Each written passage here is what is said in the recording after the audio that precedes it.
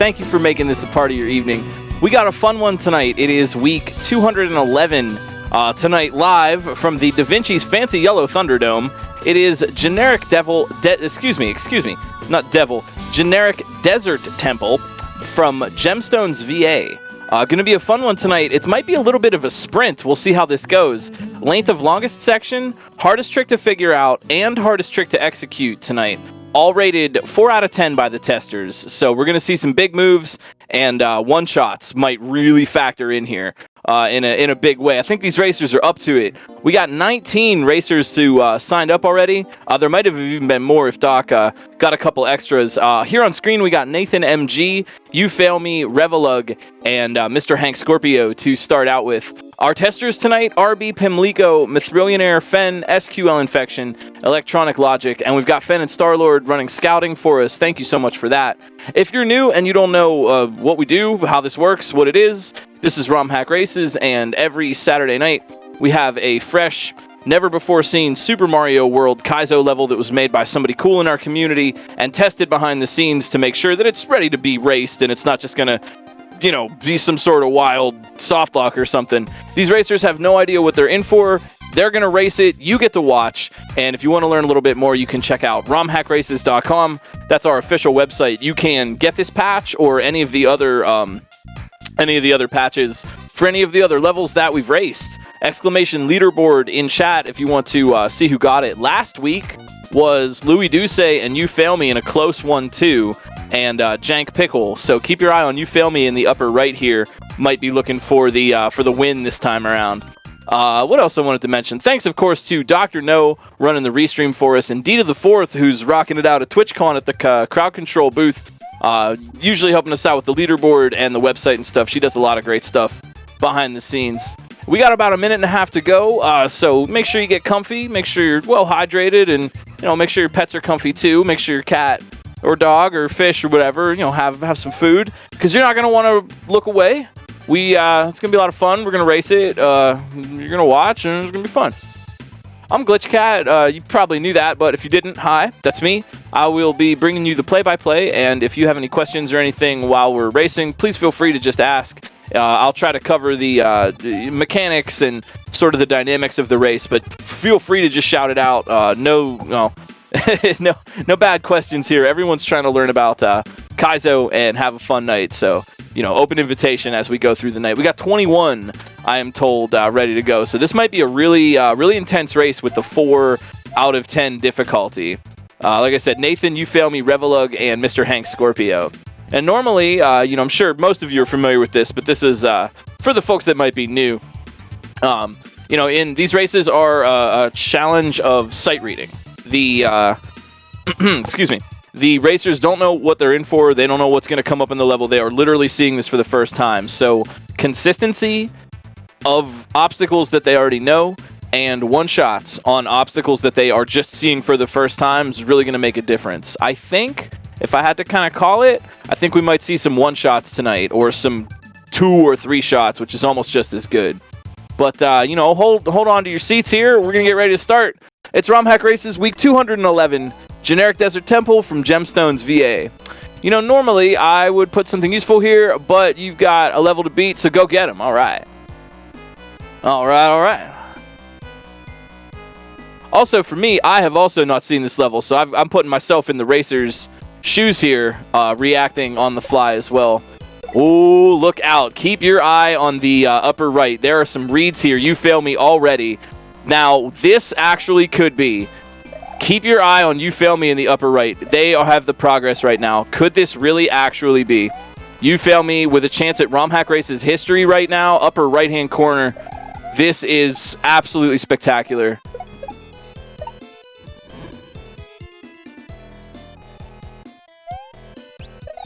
And that is history right there. History in the making. That's an actual one-shot of the first checkpoint section. That was phenomenal. You Fail Me in the upper right actually could have. We got a race, though. Oh, my word. B2DE also at the checkpoint. Was that a one-shot? That is rarely, if ever, seen. That is an amazing read. Revelug looking for these huge reads right now. I haven't even had a chance to explain anything that is going on. We got Louis Duce as well. Look at this consistency. You'd love to see this This is such a smooth level for this. Here goes Revelug in the lower left. They're making big moves. They got Big Mario trying to let that saw out, and they're going to go for a little surfing ride here. Revelug in the lower left with the progress right now. Revelug on a read. They got that double hit shell. Oh, look out, though. Oh, man, what a read. What read. This is all sight reads from these players. Just hold on to your hats here. This is an exciting race. Louis Doucet, lower right-hand corner, going for that same saw surf. This would be progress if they could get through. B2, we got some cheese. I completely missed it. There's so much action. And looks like Louis going for that shell nudge and moving it to the right, and that wasn't quite enough space. Second section, kind of throwing everybody for a loop here. We got Revelug trying for it now. Lower left again. This is where consistency comes into play. These obstacles are easy enough to read. Here goes B2 in the upper left. B2 now with the most progress, and they're down. Revelug for a shot. Consistency. This is consistency. Just get back to the part that you know you have to do, and there it is. Wow. Nicely done, and a really fast level tonight. Revelug with the win, and we're going to see them coming in hot here. Quiet Mason in the lower left, and everybody else looking for a second place. Please feel free to ask if you've got questions about the tech in this level or how this is all going down. It should be fairly simple if you've watched a little bit of Kaizo, but I'd love to explain it for people that would like to learn. So just, feel free to just shout it out. But I think this is pretty, stuff that I think most people would be familiar with, and that's what makes this an excellent sight read.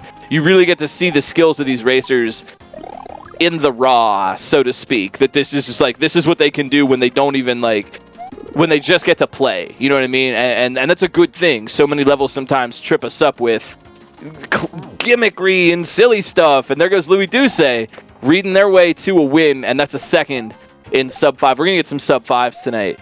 This is a really good race. Thank you. Big shout outs to Gemstones for this. This is a splendidly smooth level here. You Fail Me, B2, Quiet Mason, Mr. Hank Scorpio looking for the third place on the podium right now. Hey, Revelug, that's a win. That's a win tonight. If you didn't know, that's a win tonight. Such a fast Revelug. You got something that very rarely happens in Romhack race history. That's a one-shot on the checkpoint from the first life. We hardly ever see that. B2 wrapping it up in the upper left. We hardly ever see that from anyone in any race at any time. The only one shot there's ever been of an entire level in any Kaizo sight read race was Sojo at the last GDQ, and that was a one shot on that first checkpoint section right out of the gate. That was absolutely remarkable. Well done. That's a very rare thing. We got Germ Dove now. You Fail Me, Quiet Mason, Mr. Hank Scorpio, you and me. And some really classy little shell back shots. I like that.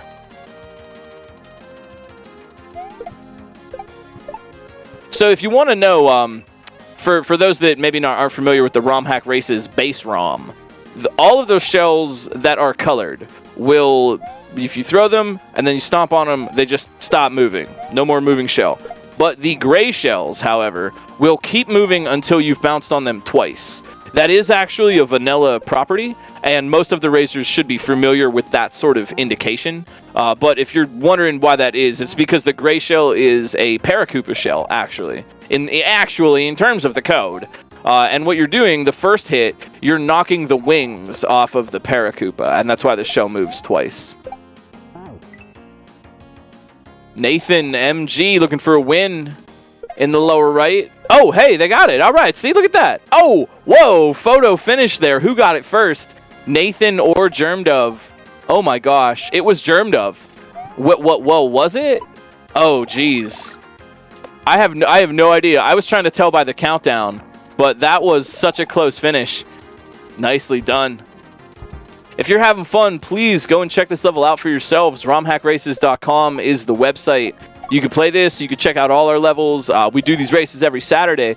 I feel like I have to get in these plugs while I can because we got players clearing here. You Fail Me out of there. And What's Up Dot rounding out the upper left-hand corner of the screen. See what I did there? That was a dot joke. Mr. Hank Scorpio taking over the upper right-hand side. Quiet Mason keeping it chill in the lower left. Endless Ascent trying to climb from the lower right up. Nathan, thank you for the raid. Well played tonight. Well played. This is a pretty quick one tonight. We've had some fast finishes.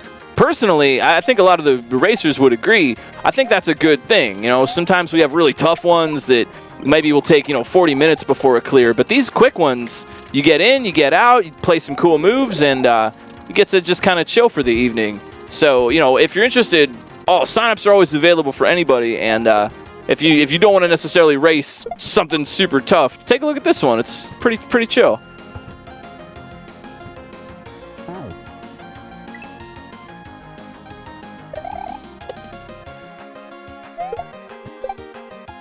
Louis, thank you for the raid. We got Jank Pickle, Quiet Mason, Mr. Hank Scorpio. What's up, Dot? Working on this one.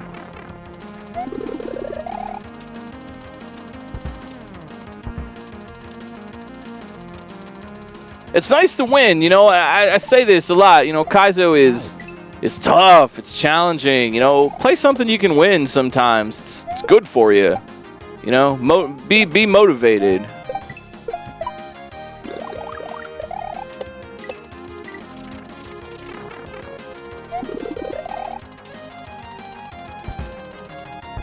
Jank Pickle. Yo, Jank Pickle in the lower right.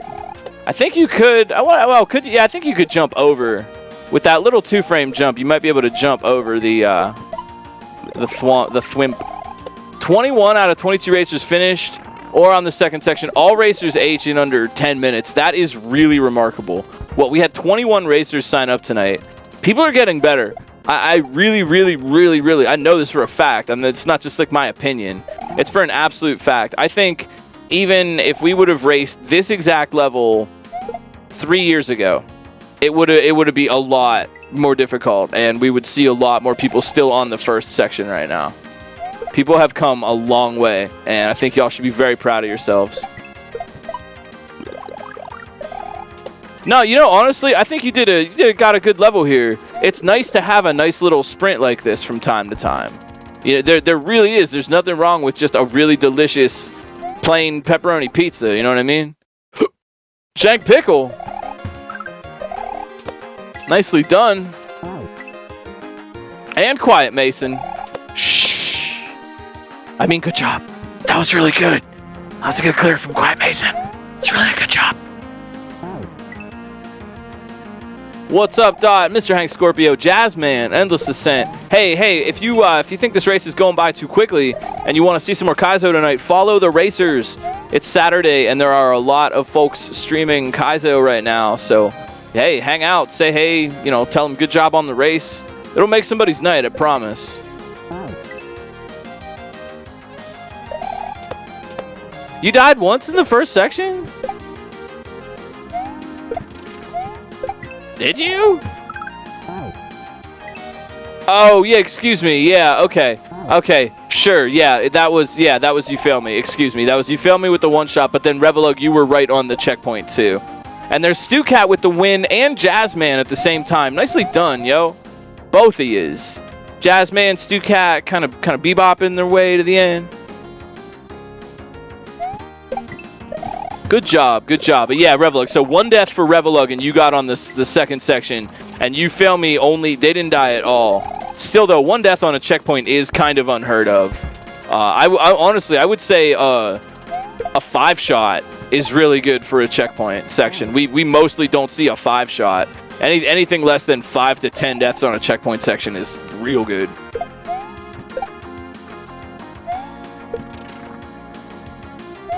Sight reads can really be tenuous, Even the absolute best of the best will still, you missed a jump. You just saw what to do a little bit too late. Didn't react at the right moment.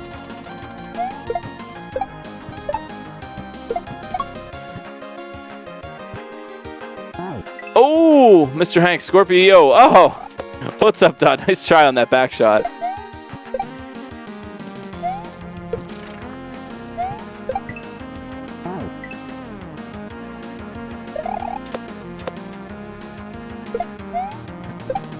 I think we got Furpy McFrosting coming up for our Halloween level this time, which is really going to be tight.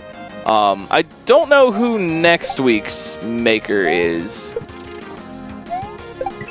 but I bet someone will tell me. I like Mr. Hank Scorpio's strat there. Instead of bonking the red shell to do like a nudge off the wall, they just jump back to safety and then spin jump on the red shell. Chon, Dawntor next week. That'll be good. That will be good. Chon makes some very cool, smooth levels. I think we'll have a good race for that one.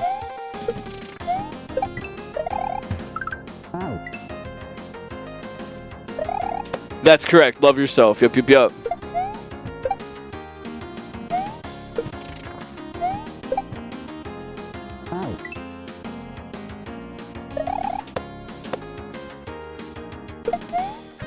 Endless Ascent, Tacit Turnips, Mr. Hank Scorpio, what's up, Dot? Hanging out on screen right now. Everybody on the second section. I want to say, Tacit, I think I'm saying that right, Tacit Turnips. I think this is their first time racing. Thanks for racing with us, GG. We got Kerr, Binavik, and Microwave Brother. Yo, for a trio level. Oh, ooh, that's going to be cool. Cool, cool, cool, cool. That's going to be on the 22nd. Follow all the action on romhackraces.com. Yeah, first race for Turnips. Very cool. Welcome. Thanks for trying it out. Doing very well for a first race. Looks like they have some... Oh, yeah, that shell. They got some skill. Prestonator 13 trying to wrap things up here in the upper left. I don't think they'll be too long.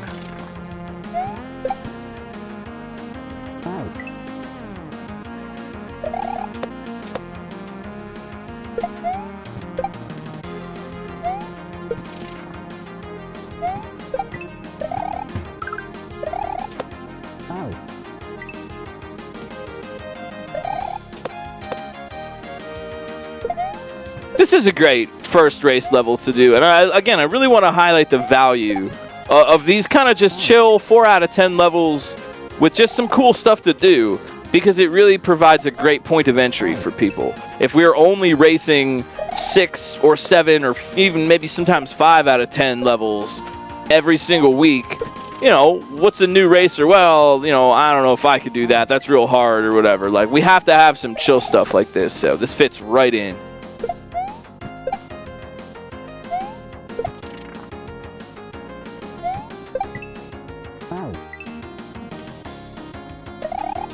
Yo, Turnips getting here on the... Oh! Nah, sorry. Sorry, jinxed it. That was me. That was my bad. Bob Barrow, 17 with the off-screen clear. Let's go! Woo! Turnips is making his way through Grand Prix 2 on stream. That's cool. I appreciate that bravery. Drop a follow. That's a good reward. Tacit Turnips, drop a follow, and you get to see someone at the start of their Kaizo journey. What's up, .gg? Thank you for racing with us. Good one tonight. Yo, look at these sub 20-minute clears. Sub 20 is fantastic. I want y'all to know we schedule 2 hours every week for these broadcasts, and we never know. You know, it's going to be an easy level, tough level, maybe it goes into overtime or something. But look at these sub 20-minute clears from these talented, well-practiced, well-studied Kaizo streamer and racers. I'm proud of you. I'm proud of y'all. I'm proud of you. I'm proud of you guys, but only the ones who are guys. And I'm proud of my trans friends and also non-binary friends as well. I'm proud of everybody. Oh, and ladies, did I mention that? Well, sort of trans friends. Everybody. I just wanted to kind of... Who did I miss? I'm proud of you too. Who needs someone to be proud of them? I'm handing it out today. I'm giving cool points to the audience today. The racers, they just generate them. Endless Ascent, see, they just generate them. It's like static electricity. They're just that cool. Racers make their own cool points. You get the cool points tonight. You want your comrades to get that positivity? Well, come on, give it up. Give it up. You can copy and paste it and use it however you want. We got Prestonator, Mr. Hank Scorpio, Turnips, Proto Pizza, racing hard for everybody. Yeah, please have some cool points. Y'all really deserve them. It's been a tough week, filled with a lot of junk that I bet you didn't want to do, and it was all kind of dumb. And now we're hanging out and having fun. Please have some cool points. I want you to have some. Made a whole batch just for everybody.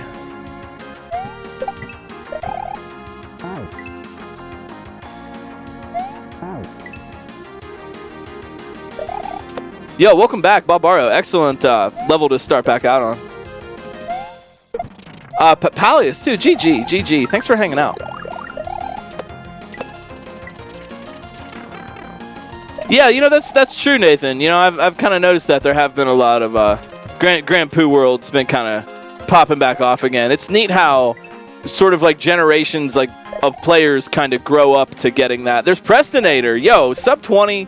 That's just about a sub 17. 17 minutes on the dot. That's a solid clear. GG Prestonator. Player to watch out for. I'll tell you what, honestly, clip this, wait for it later. You're gonna see Prestonator be a super strong player if they stick with it. We got Ender of Games, Mr. Hank Scorpio, Turnips, Proto Pizza.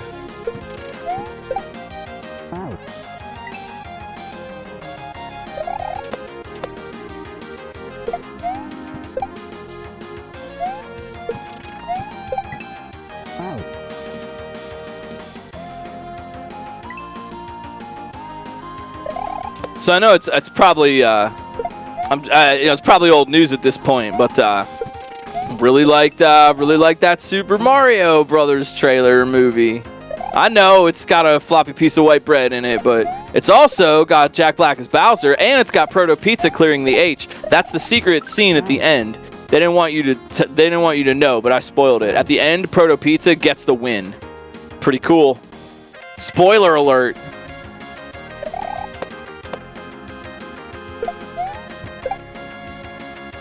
Here's Fernap in the lower right. Turnips, Mr. Hank Scorpio, Ender of Games. What Kaizo hacks have y'all been playing? What's been new on SMW Central? I haven't even seen because I've been wrapping up all my playthroughs for KLDC. Which, holy moly. If you haven't played some of the KLDC levels yet, get ready because it has been one of the most stacked KLDCs in recent memory. Probably the like best one I've ever done. And they've all been great. Bun 2, nice. Flash World, very cool. Proto Pizza, thanks for the raid. Good clear. Good clear. These are sub 20s, man. You know who I would have picked. I'll put this out here. You know, I grew up with the Super Mario Brothers Super Show, and to me, the true Mario is the one and only Captain Lou. Captain Lou Albino, the true voice of Mario, the first one I ever heard. I know, legit respectful F's in chat to seriously make the meme come alive. Respectful F's in chat for the original voice of Mario, Captain Lou Albino, and because of that, I'll be real, okay? I'll be real. I think Charles Martinet is a talented and capable voice actor. Could he have done a great job? Absolutely. Positively. He loves Mario. He is Mario. Sure. No problem. I believe in that. Also, for what it's worth, my pick would be John DiMaggio, voice of Jake the Dog, Bender, King Zog. I think he'd make a wonderful Mario, and his silly sense of humor would really bring a lot to the role. He's everyone's rascal kind of loafer best friend, and I really feel like he would have been a great Mario. Mad about nah. I don't boo things very often. But listen, my friend, a sub 20-minute clear on this level is really good.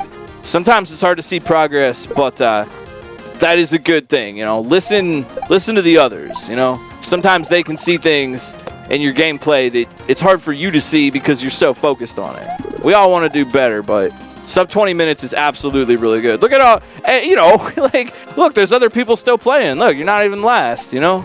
So I wouldn't even worry about it at all. I don't boo things very often. Look, there's Turnips finishing. Look at that. That's a 21-minute clear. That's good too. But you know, to just for a second here to return to the conversation. Oh, big GGs to Turnips. That's their first race, and they finished with style.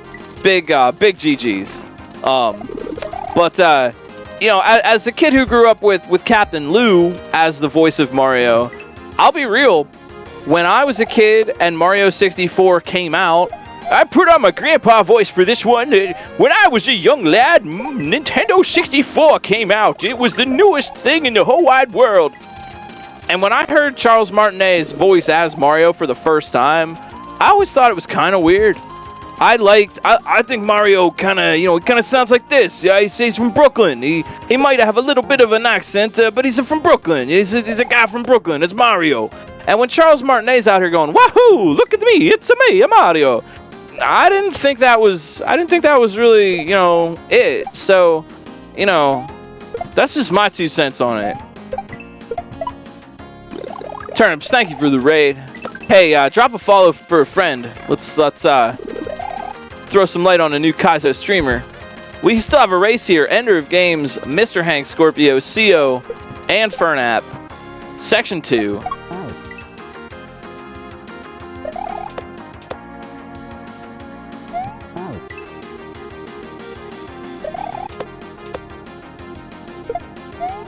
But yeah, I don't know. You know, I think John DiMaggio would have made a great Mario. I understand I don't get to pick. They're not. They didn't put me in charge of casting here. But you know, think about it. Really, I mean, Bender or Jake the dog, right? You know, you would maybe know him as those 2 characters. Obviously, Mario can't be Bender the robot, but some kind of blending of Bender and Jake and something like that. He's a hey Luigi. Why don't we just have a sandwich today? And, you know, like he's your rascal loafer best friend. I think he would have brought a lot to the role.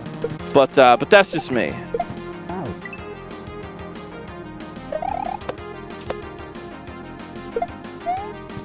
Co-signing that fan cast. Yeah, I think he would have been real good. You know, I mean, really, like Jake the dog is a pretty Mario, right? You could see how that kind of voice and that kind of personality could be adapted to sort of be more Mario and have him be Mario. I always felt that.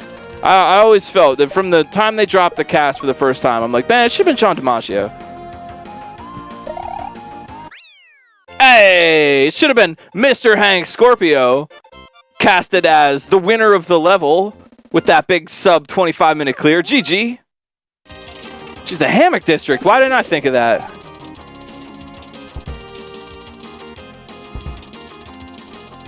Oh, the Denver Broncos. You just don't understand football, Marge. GG, Hank. GG, everybody, for hanging out and being so kind about this.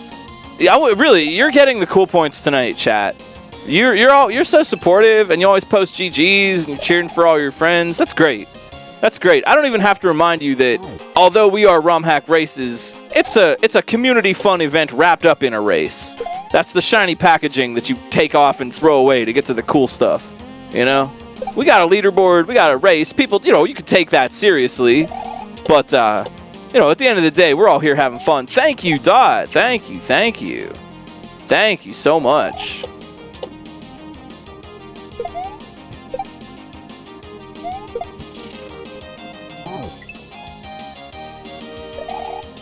Thank you very much. Yo, all your subs and bits go right back into the Romhack Race community. Help us pay for server costs, stuff like that. Keep this whole spiel running. We're all just kind of putting our time in for this. And our trans comrades are very important to the Romhack Race community and to Kaizo at large. I'm glad that we can have that sort of thing where lots of different players and different people can have a seat at the table and be able to play games together. Man, you know, honestly, I'll be real. The number of times that I have choked and screwed up at a part that I felt like was beneath me. I mean, really, like, it's the kind of thing that never... You're always going to have to deal with that, you know? Just think of that feeling of feeling like, oh, I messed up, I could have been better. Think of that like another Kaizo obstacle, because it is. It's the toughest one. The real Kaizo is in your mind, and in your feelings, and in your attitude. And I know that sounds so like a stupid Mr. Miyagi thing to say, but I mean it 100%, right? There's Ender of Games. Let's go. 20 sub 27. A solid win. But really, I mean, me. I have played Super Mario World since 1992. All the time. And the number of things that I screw up on and think, oh my word, why am I still dying on this? I'm better than this. I can't do it. Man, that happened to me this week. Multiple times this week. Just for context, you know what I mean? It's not anyone in particular. I have literally never seen a bad racer on Romhack races. Racers could learn, they can improve, they can grow their skills, but nobody's bad. No, there are no bad players here. I haven't seen it. Hydrophobic Walrus and Vivaldi, thank you so much both for the subs. We got a hype train going on. Holy cow. Holy cow. Sub 27 Final Four. Let's go. We got First Name Butt returning for another race. Blue Ribbon High Life, CO Cadelic, and Fernap. I'll be super real. I'm gonna throw down like the gauntlet, honestly. There aren't like bad times, right? Sub hour is fantastic for this exact level on this exact difficulty. Sub hour, fantastic, great job. Sub 30 minutes, awesome. For a tougher level, sub 2 hours is great. There really is like a perspective going on, you know. It's okay. I'll put it this way. I don't think of myself as a particularly really good pinball player. I'm all right. It's something I've been learning, as people have been learning Kaizo. You know, I've been learning pinball, and I don't think of myself. I'm all right. I'm pretty good. I'm not to get down here, but I'm pretty good. But I don't think, when I think about the pros, oh no, I don't know if I could play against the pros. And I mean this. They're good. They're real good.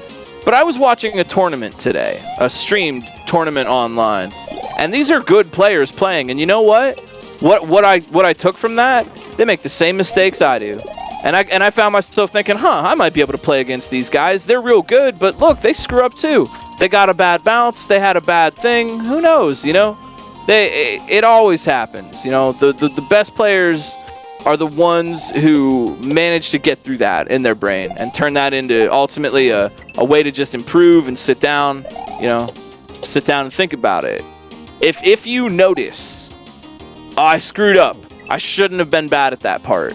You just the fact that you can even see that in the first place, that is learning. That is growth.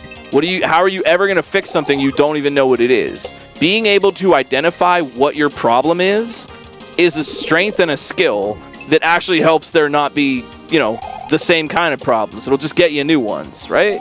You got being able to see if you die in a level and you don't know why, how are you going to get better, Being able to identify that a part, I should have been here, I should have done this, I should have done that. That's good. That means you know what you're talking about,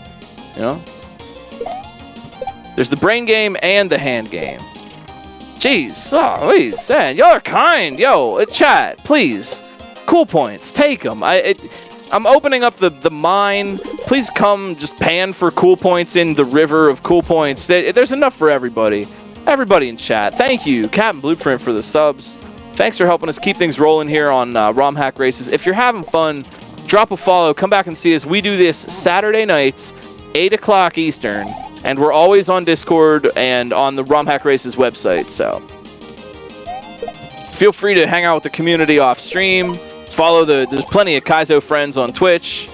It's a good time. I'm sure most of you know this. This is for the benefit of those who don't or might be new.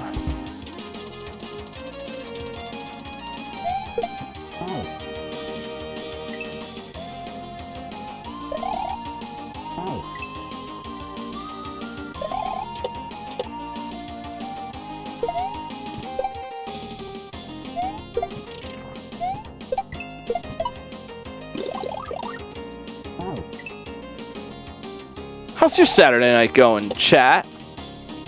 Watching the race, I assume, having fun. I don't know, what you up to?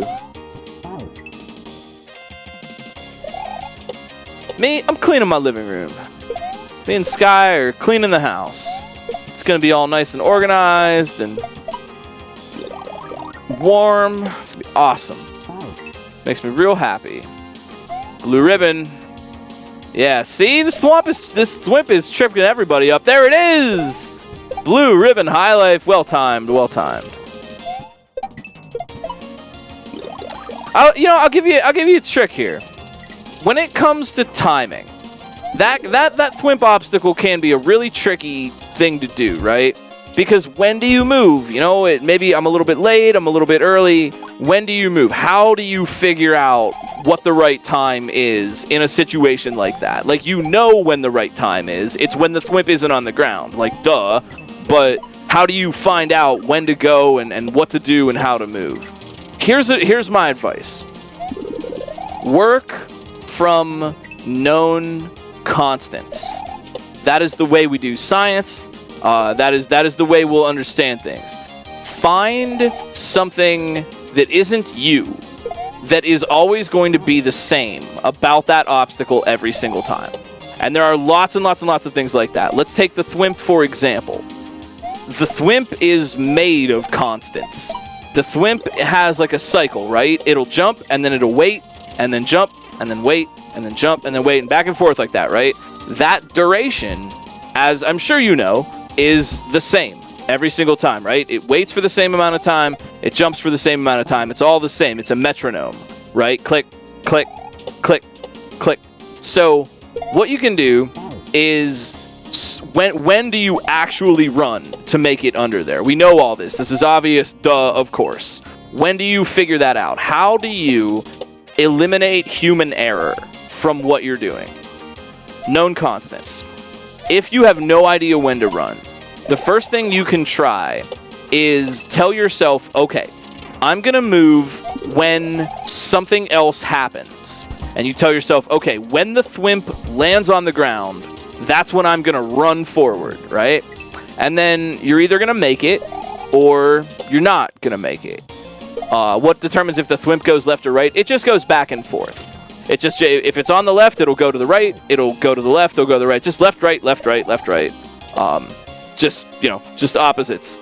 But so first off, you tell yourself, right, okay, the thwimp lands, and then I'm going to run. Because the thwimp landing is not up to you. That's just something that happens. It's something you can wind your watch by, right? And so let's say the thwimp lands, and as soon as it jumps and lands, then you run. And then you run right into it and die. Oh, crap. Well, then, okay, you know that is not the right moment, right? Don't do it right then. Okay, so now you know when it is bad. You can actually cross one moment off of your little mental list, right? Okay, try another constant, right? So now, this time, you say, okay, running right when the thwimp hits the ground, that's not good. So now, next time you get there, say to yourself, okay, the thwimp is going to land on the ground, and then I'm going to count to 1. It's going to touch the ground, and then I say 1, and then I run. Okay, crap, that doesn't work, and now I'm dead. Okay, count to 2 next time, right? Count to 3. Find these things that you can always just do it the same way, but you have to start somewhere. You have to start at 0, and 0 is that known constant. Find something that doesn't require you to work at all, and then try to go from there. Is that helpful? I think so. I feel like that's helpful. Think of it like a metronome.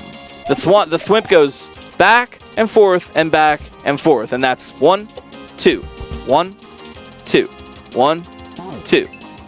And just like find that half beats, right? 1 and 2, 1 and 2, and then you run on and.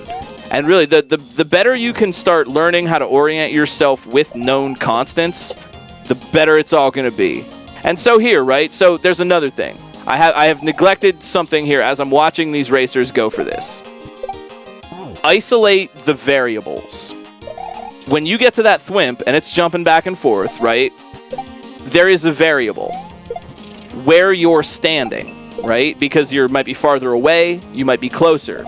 So when you're trying this constants thing and you say, okay, I'm going to run when the thwimp touches the ground, instead of changing that, change where you're standing. And always try to just stand in the same point every time. So you're going to tell yourself, okay, I'm going to get there, and then I'm going to stand underneath exactly the first muncher, right? The far left one. And then once I'm standing under that muncher, then when the thwimp touches the ground, I'm going to run, right? And say you die when you do that. Next time, stand under the second muncher. And then, okay, you die there. Try the third one. These are all things you can control, right? You have to play with some amount of discipline.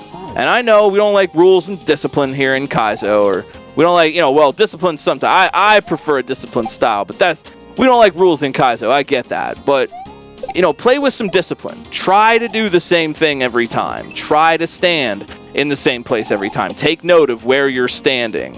Things like that, right? Get it out of your hands and get it in the hands of known constants that you can rely on. And Fernap seems to have clearly internalized these lessons.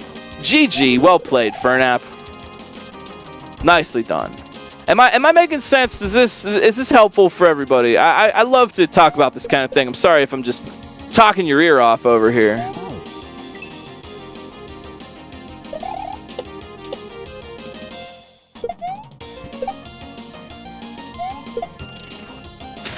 Here's the rule. Find a known constant. If none exist, make one yourself. There's always a way to make one yourself. You can always stand in the same place. You can always look at maybe the background has something, or you could let's say for example there's like absolutely nothing. And this is something that I do to help myself out in situations where I need a reliable amount of hesitation, right? Let's say you get somewhere and you don't know when to run, right? And you say, well, I don't know because maybe I hesitate a little bit more now, and next time maybe I hesitate a little bit less, and I can't get it right? It's like never working for me. What do? Make a known constant for yourself. Find one you already have. Now, you always have one. It is the time that it takes for you to do a full jump right into the air. If you press A or B and hold that button down until you touch the ground again, that will always be the same amount of time. That's not up to you, right? That is constant and consistent and will always work that way. So sometimes, if you want to know how long you should hesitate for, time it out in jumps. Right? You know that I'm standing there, and I'm going to stand there, and then I'm going to do one full jump in the air, and when I land, that's where to run. Right? There it is. There's your known constant that you don't have to guess about. You want to eliminate variables, and you want to just eliminate human error. And you don't do that necessarily just with skill. No one can be perfectly skilled all the time. So you have to find these things to rely on that aren't you, that have nothing to do with what you're doing with the controller. And that'll just help your mind. I would love to just teach Kaizo at Kaizo University. I love this kind of thing. The zen of playing video games, the technique and skill, that is what I live. I eat, sleep, and breathe video game technique and meta since the early 90s. This is my jam, so thanks. Don't feel stupid. Nah. I'm afraid I can't second that one. It's easy to mess up, it happens.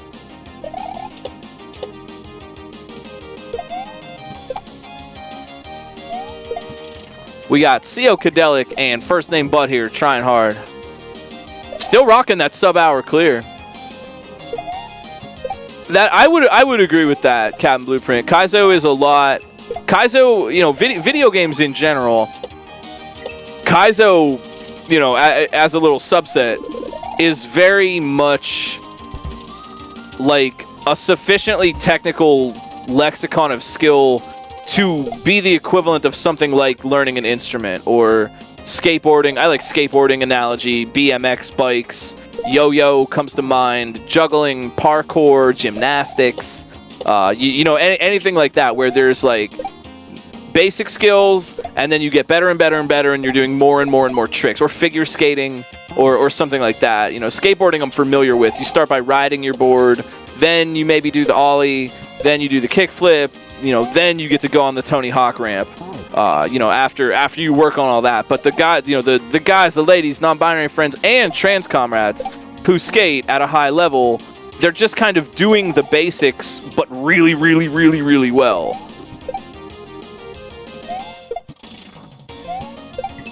And the basics in Kaizo aren't really the tricks. The basics in Kaizo are moving Mario. That is always the key. Just like how, if you think about it, if you're a god at pinball and you never drain the ball, you will never drain. You just flip all day. You don't have to know how anything else works in the entire game. You don't have to know the rules. You don't have to know anything. You just always win, right? The game is over just because you're so good at the fundamentals. That's kind of like Kaizo. If you're really, really good at moving Mario, none of this is a threat anymore. If you're that good at moving Mario, this would become just a walk in the park. It's that sort of thing, and it's all just moving Mario. That's all we're doing. We're just moving the little guy around.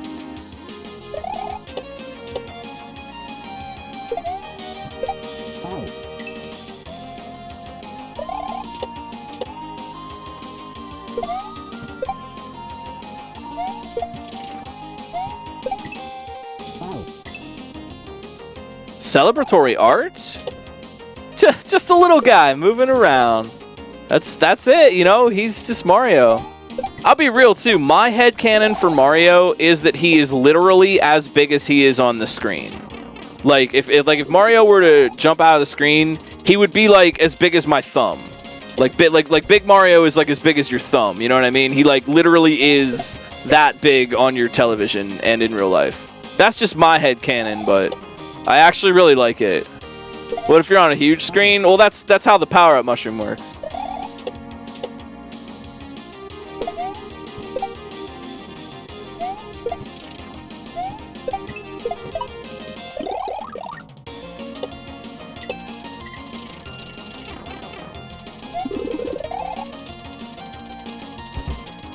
I don't know, man.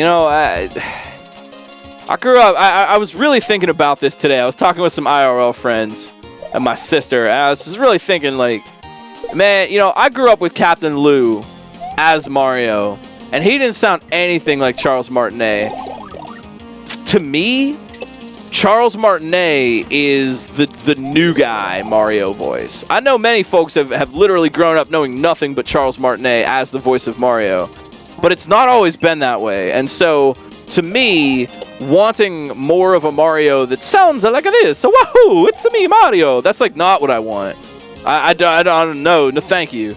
I would like him to be, hey, it's me, Mario. Hey, it's me, Mario. That's kind of how I pictured he would always sort of sound. He's from Brooklyn. He's from me, Mario. He can even still say some of the things, and he can just not have to have such a cartoon. It's Mario. He's a tradesman. The guy's probably in a union. Again, John DiMaggio. Yeah, right. I don't want a caricature. That's exactly. I don't want a caricature. And I understand that Charles Martinet could probably tone that down a little bit. He doesn't have to just be so goofy all the time. CO! Nicely done. It's a him. CO!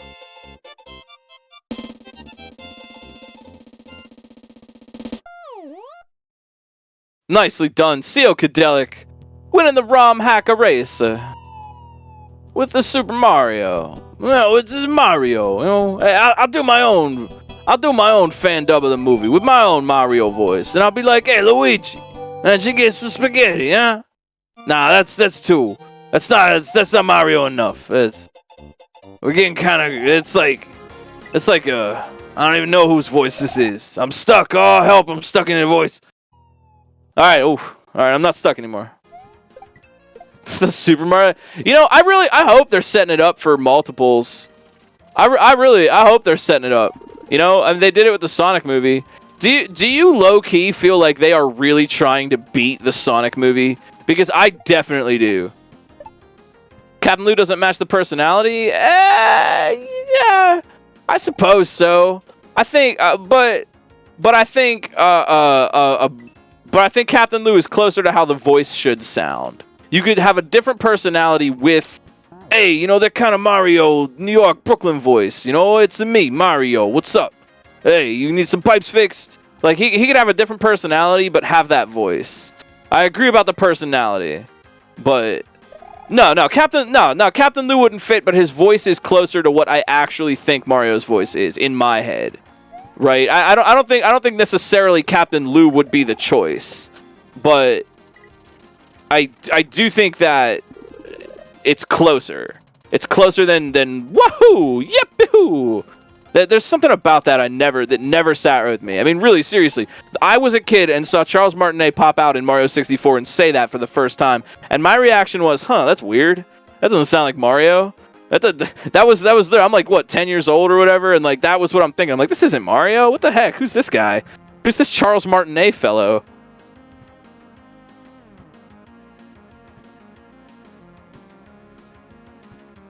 I think that, well, that's the thing, Doc. I don't think they're trying to beat the Sonic movie that way. I don't think that's their method of beating the Sonic movie. I think they're going to beat the Sonic movie by trying to just hit a home run with video game fans more than the Sonic movie did. Martinet playing Wario would be absolutely amazing, actually. You know that's the thing too. Nobody noticed this, but nobody pointed this out, but Martinet's name was in the list of stars in the trailer, like next to Charlie Day and Jack Black and everybody. His name was right there. So, like, he's in it. You know, he's in it. He's there. You know, his name's in the credits. Heck, my name, me and Romhack Races, we're in the credits of Astro's Playroom for PlayStation 5. That means that means we're in the game. That's how it works. We totally helped. Yeah, we're Wario. Exactly. It's a me, Wario. Hey, why don't you come and get some coins? Hey. That's actually a pretty good. Is that Wario or Waluigi? I feel like I could do a good Wario. They should let me be a cartoon. Anybody want to cast me in a cartoon? I've always thought that would be real fun. They just give me a bunch of lines to say. Be like, all right, you're Professor Schmoobity Boop, and you're doing this. And then I'll just like say some things that are funny. If you're making a cartoon, you need a cartoon guy, look me up. But yeah, I really do. I feel like they're trying. I feel like the way they're trying to beat the Sonic movie isn't like to make like an adult Mario movie, but just really to knock it out of the park with video game fans. To just like explode the world and make the world so lively and vivid and throw it up with all these Easter eggs and little things you might have missed and every reference to the game, you know. I mean, I didn't expect to see Bumpities in the freaking trailer. That's a kind of a deep cut, really. The penguins, right? You know, the Mario, all the way back to Mario 64. That's sort of a deep Mario cut. I did not expect that. So, like, I feel like that's how they're trying to be. They're trying to be a better video game movie and, like, hit it out of the park with gamers more than the Sonic movie did. Sonic movie was, like, a video game movie for everybody, and it really feels like they're trying to, like, gamers are the audience here. They want to hit it out of the park with gamers. If they were, they wouldn't be trying to win generic costs with $1 million celebrity VAs. I think that's a fair take, but also I feel like maybe they're trying to split the difference and try to have something for everybody. You know, I mean, this is just a hunch. I'm not a movie studio guy or anything. Did I see? I did not. I actually, you know, that's fair on my part because I haven't even seen the second Sonic movie. Haven't even seen it yet.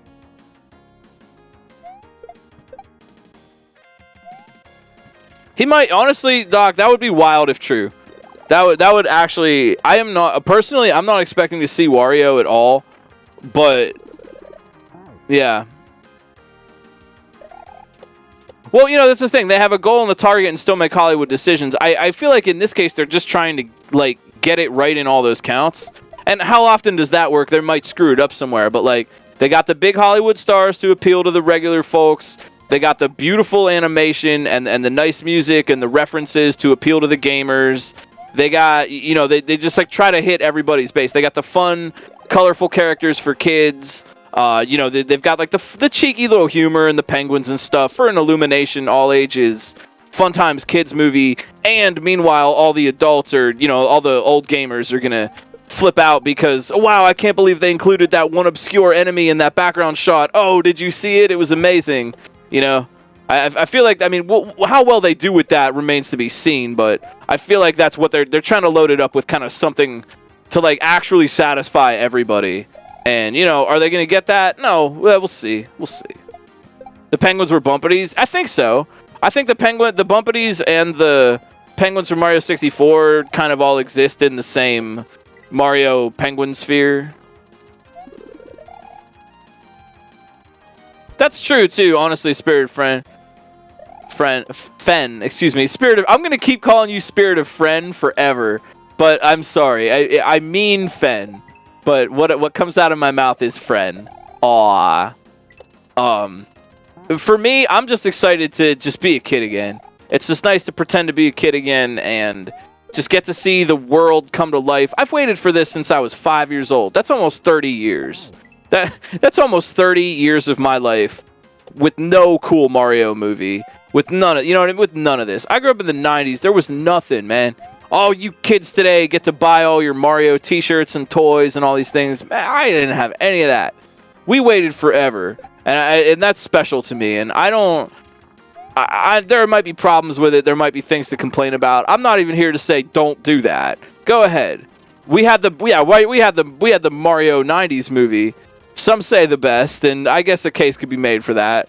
But you know, for me, I'm just glad to pretend to be a kid again, and I'm ready to go to that theater and just be 10 years old and just, oh, a Koopa Troopa, wow, it looks so cool. That's all I want, man. I just want to see some. Just want to see some Mario stuff on screen, you know? Right? If you've been waiting even longer, right? Like, it's been a long time for some people, and I feel like that can explain why some people are sort of willing to just, yeah, there are criticisms, there are legit criticisms, but man, you know, geez, in this case, and it's not like my money is going to something demonstrably really toxic or bad or anything. It's Pratt and some Hollywood studios. Whatever, you know?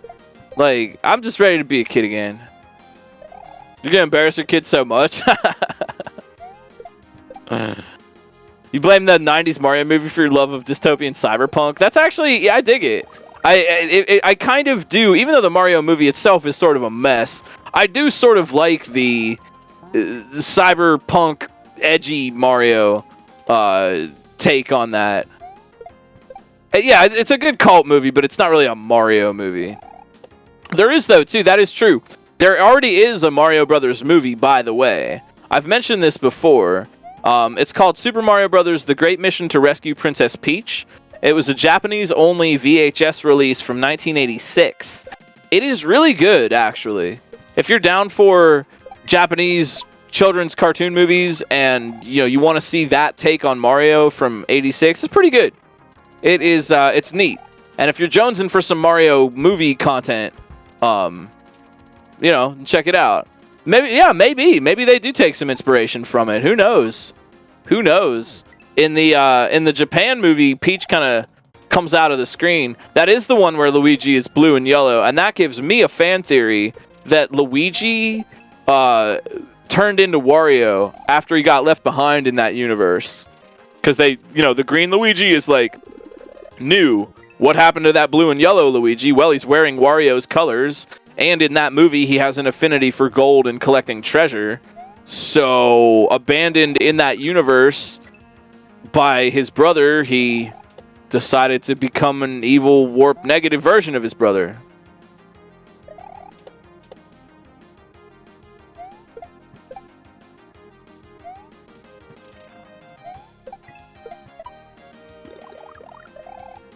Personally, I think the animation in the Mario anime movie is really good. The character models are neat. There's a lot of great expressions. The colors are nice. It's really good. Someone put up a 4K remaster with English subtitles recently. Yeah, the Metal Kingdom. Originally, according to lore of that movie, Bowser lives in the Metal Kingdom, neighboring the Mushroom Kingdom. There's also the Flower Kingdom. Wait, where's the art? I want to see the art. Why don't I get to see the art? Can I see the art?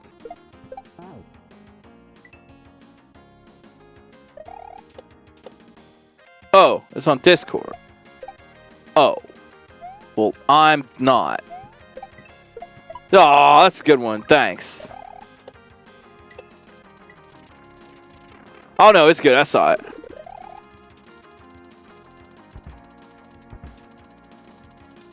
You know what? You know what? I bet in the new Mario movie, Bowser is from the Metal Kingdom. Because wouldn't Jack Black think that was awesome? Makes sense to me. I feel like if Jack Black knew that canonically Bowser was from the Metal Kingdom, he would like want that to be a thing.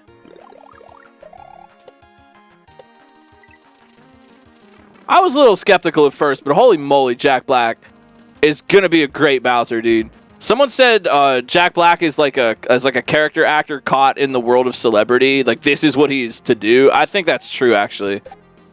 He's just I like it, man. He's gonna be good. I'm ready to accept Jack Black as Bowser. Yeah, right. He's having a super fun time. I mean, honestly, who wouldn't want to be Bowser? That seems like a super fun role.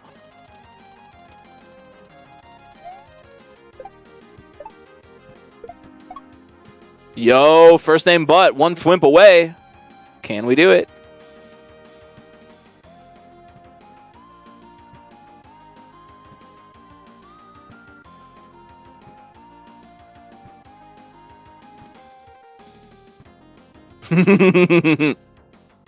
Oh, yo, Mathrainer, I love that one. Great emote.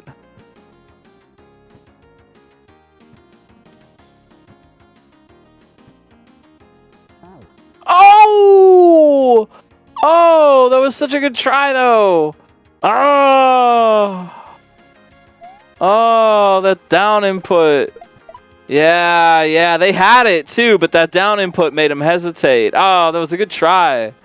Good try, good try. Anyone remember that episode? Okay, look. Here's another one. I like making these points. I'm excited personally about the Mario movie, and I like talking about it with my friends.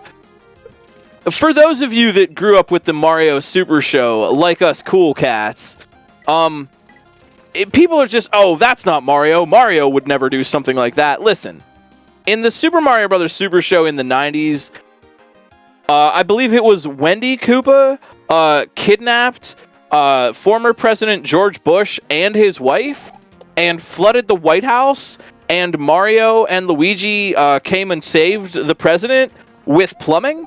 Oh yeah, and don't forget how Wendy O. Koopa also captured Milli Vanilli, who appeared in the show. So when people are like, Mario would never do that, I kind of just have to chuckle because Mario's done a lot. Like, Mario would never look like that. Like, Mario saved George Bush in the real world. They called it the real world. You know what I mean? Like, yeah, like, it really, it's just, like, oh, Mario would never do that. Like, oh, wouldn't he? You think this is outlandish and like, oh, that's not the Mario. That's not Mario. Like, come on, dude. Man, you know, some of us literally had to watch Wendy O. Koopa shrieking because she wanted to see a Milli Vanilli concert. And we were like, wow, I love this Mario cartoon. It doesn't get any better than this. We were happy. Let me just point this out. We were super, uber happy with the Mario cartoon. It was pleasing and it was exciting to see Mario put on a frog suit and save the flooded White House. That was cool. So it's only up from here. And so when people are like, well, the animation in the trailer in the Mario movie wasn't really very... Please, give me a break. I hate to sound like an old guy who had to walk uphill both ways, but back in my day, we didn't have fancy CGI. We had completely off-model characters with major animation errors in most episodes, weird colors, and a TV that got 3 channels. Like, you'd be happy you have any Mario movie at all.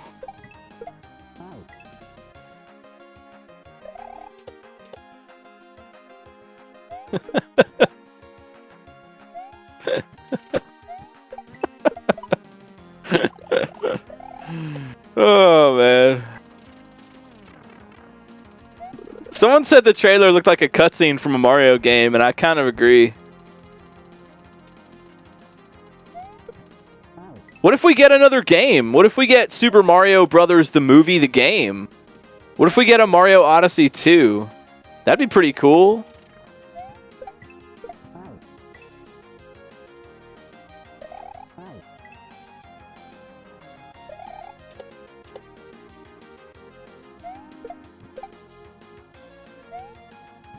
I really like how the Bowser's world is like a giant mobile ship. Like my wife said, it's like bringing Mordor to your front door, and I think that's like, yeah, that's it. Like it just fit. It's really cool, right? Instead of the Doom ship, he literally just flies freaking lava world around. Like that's awesome actually. And the trailer gave us such a good sense of that scope. It's literally the castle. Yeah, pretty much. Yeah, with the spike balls on the side. But we never got to see it without Peach's castle kind of stuck on top of it. So I don't know. I think that's neat.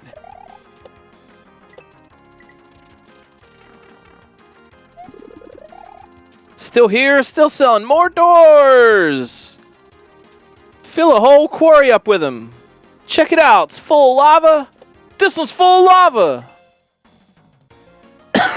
Excuse me.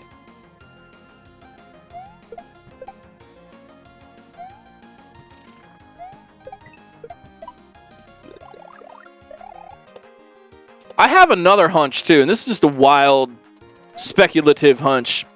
But I have a hunch that when they said they were toning down the Mario movie, when they're like, well, we're not going to give you any information because we're still working on it. I have a hunch. This is just a wild, it's just a wild hunch, but I think they're taking Chris Pratt's lines and they're slimming them down. I think that in order, like, when people were like, oh crap, we don't want Chris Pratt as Mario, they were like, oh crap, how do we deal with this and smooth this over? And like, we can't just like not have him now because like contract stuff or whatever. But I think they just like, they might not give him a lot of lines in the first place. You know what I mean? Like Mario canonically doesn't really say that much. Like, what if he just, he doesn't say much at all. You know, just don't give people anything to complain about. Mario's just kind of quiet. Mark Hamill is Wario? No, thank you. No thanks. I'm no thanks on that one. I'm gonna say Mark Hamill seems like an alright person. I don't really like him as an actor. I think he's kind of a cornball. Even when he tries to be serious, he's just Mark Hamill. I don't like him as an actor. That's just me. I don't even think he was really that great in Star Wars. His Luke Skywalker thing. He's not that great. He's just some like cornball kid that's just like, oh, the dark side. I don't really. Sorry. Oh, let's go. First name Butt. We're back again. All right. Here we go. Can we do it? Another attempt. It's good consistency. Let's go. Mark Hamill was Batman, and I didn't know he did that. Or maybe he's good in animation Joker. I don't even know. Yo! Oh, yo, checking for those Kaizo blocks. Let's go. Let's go.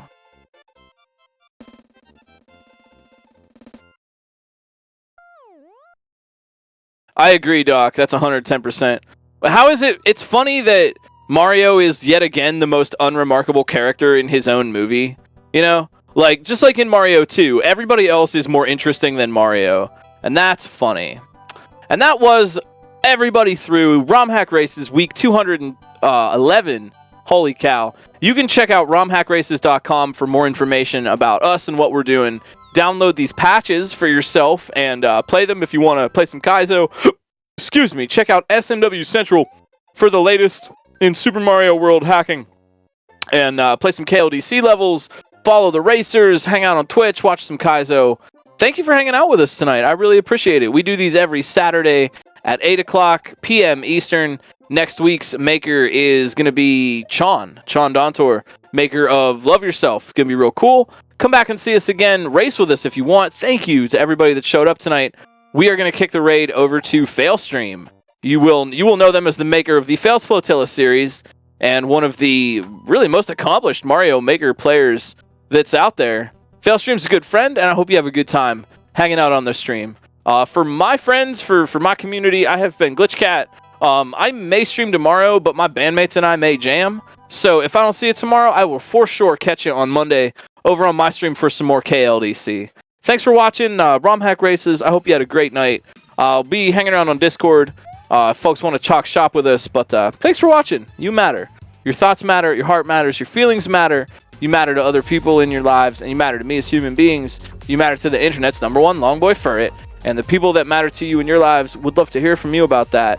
We know Black Lives Matter, LGBTQIA+ lives matter, Indigenous lives matter, disabled lives matter. You too. I hope to see you all again next week.